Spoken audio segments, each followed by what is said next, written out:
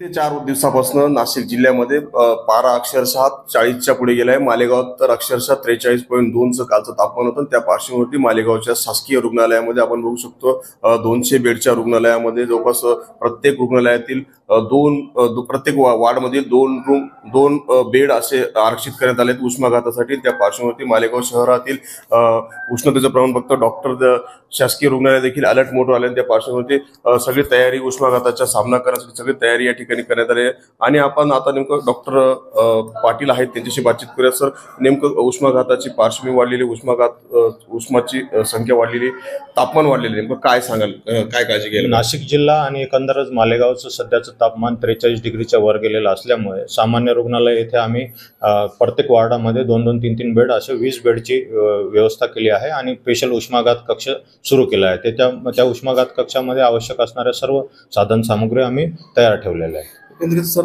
43च्या पुढे तापमान गेलेलं आहे। आपल्याकडे हॉस्पिटलमध्ये रुग्णसंख्या देखील वाढली आहे। कशा पद्धतीचे पेशंट आहेत आणि त्यांना उन्हाच्यासाठी काय काळजी घेतली? सध्या परिस्थितीमध्ये आमच्याकडे 200 बेडच्या रुग्णालयामध्ये 230-240च्या आसपास पेशंट ॲडमिट आहेत आणि सर्वच प्रकारचे पेशंट आहेत।